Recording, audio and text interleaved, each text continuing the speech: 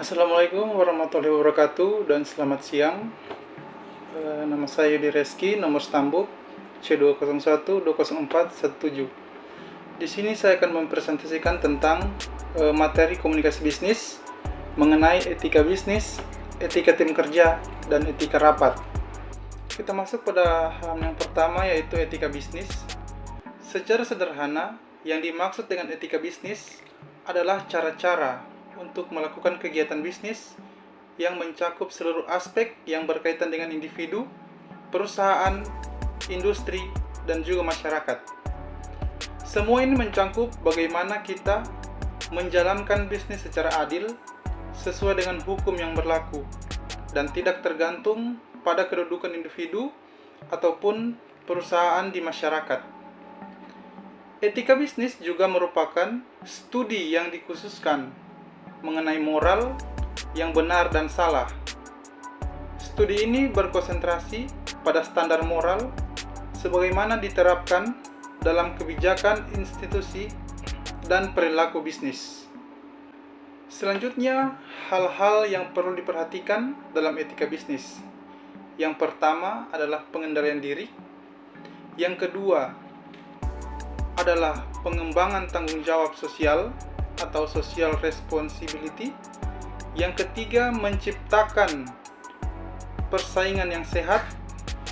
Yang keempat, menerapkan konsep pembangunan berkelanjutan. Yang kelima, menghindari sifat 5K, yaitu kata blends, kong kali kong, koneksi, kolusi, dan komisi. Yang keenam, mempertahankan jati diri dan tidak mudah untuk terombang-ambing oleh pesatnya perkembangan informasi dan teknologi. Yang ketujuh, menumbuh kembangkan kesadaran dan rasa memiliki terhadap apa yang telah disepakati. Yang kedelapan, menumbuhkan sikap saling percaya antara golongan pengusaha kuat. Selanjutnya kita masuk pada prinsip-prinsip etika bisnis. Di sini ada yang pertama prinsip otonomi, yang kedua adalah kesatuan atau unity, yang ketiga adalah kehendak bebas atau free will, yang keempat adalah kebenaran dan atau kebijakan dan kejujuran, yang kelima prinsip keadilan atau keseimbangan, yang keenam adalah tanggung jawab atau responsibility. Selanjutnya adalah fungsi dan tujuan etika bisnis dalam perusahaan. Yang pertama adalah akuntansi atau accounting ethics. Yang kedua adalah keuangan atau financial ethics. Yang ketiga adalah produksi dan pemasaran. Etika bisnis adalah seni dan disiplin dalam menerapkan prinsip-prinsip etika untuk mengkaji dan memecahkan masalah-masalah moral yang kompleks. Dalam mencapai sebuah etika dalam bisnis, ada beberapa kendala yang akan kita temui. Yang itu yang pertama, lemahnya penegakan hukum. Yang kedua, situasi politik dan ekonomi yang belum stabil.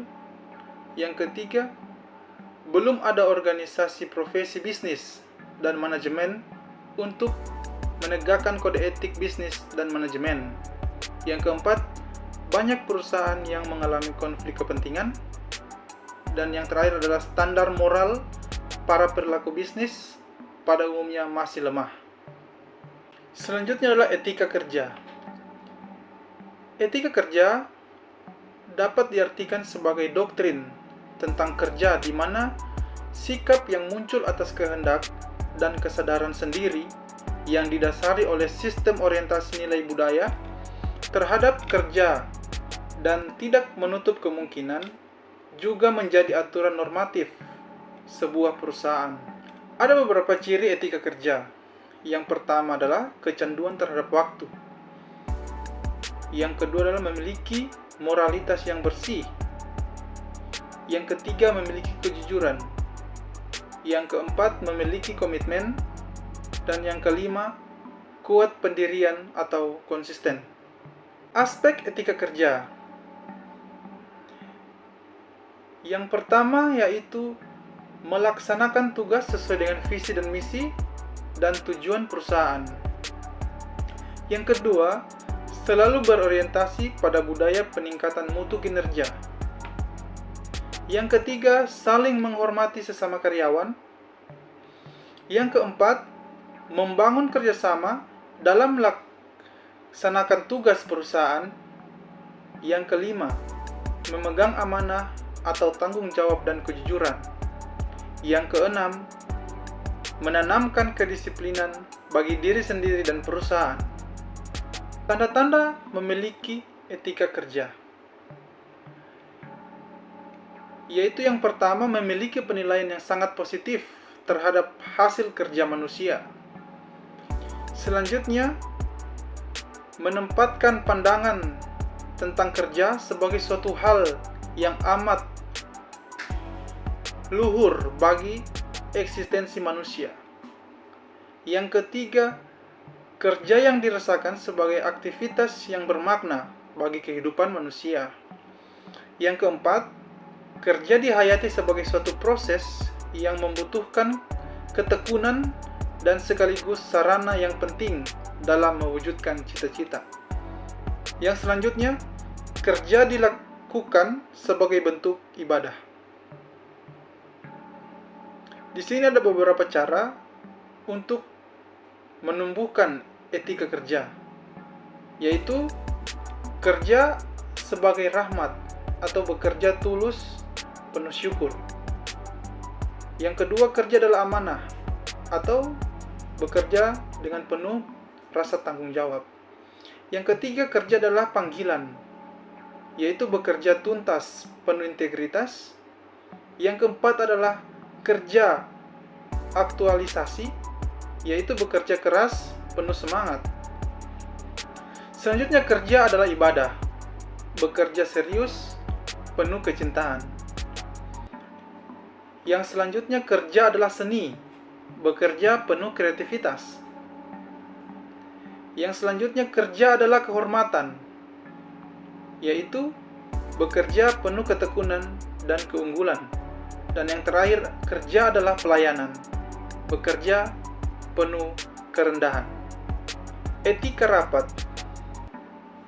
Rapat atau conference atau meeting merupakan alat atau media komunikasi kelompok yang bersifat tatap muka dan sangat penting diselenggarakan oleh banyak organisasi, baik swasta maupun pemerintah, untuk mendapatkan mufakat melalui musyawarah untuk pengambilan keputusan. Jadi, etika rapat adalah kode perilaku yang harus diikuti seseorang saat menghadiri rapat dan diskusi di tempat kerja. Di sini adalah beberapa macam etika rapat, yaitu yang pertama, berdasarkan tujuan. Yang kedua, berdasarkan sifatnya. Yang ketiga, berdasarkan jangka waktu. Yang keempat, berdasarkan frekuensi. Yang kelima, berdasarkan nama. Tujuan diadakannya rapat adalah untuk yang pertama, memecahkan atau mencari jalan keluar suatu masalah. Yang kedua, untuk menyampaikan informasi, perintah atau pernyataan. Yang ketiga, sebagai alat koordinasi antara internal atau antar eksternal. Yang keempat, agar peserta rapat dapat ikut berpartisipasi kepada masalah-masalah yang sedang terjadi. Yang kelima, mempersiapkan suatu acara atau kegiatan. Dan yang keenam, menampung semua permasalahan dari arus bawah atau para peserta rapat.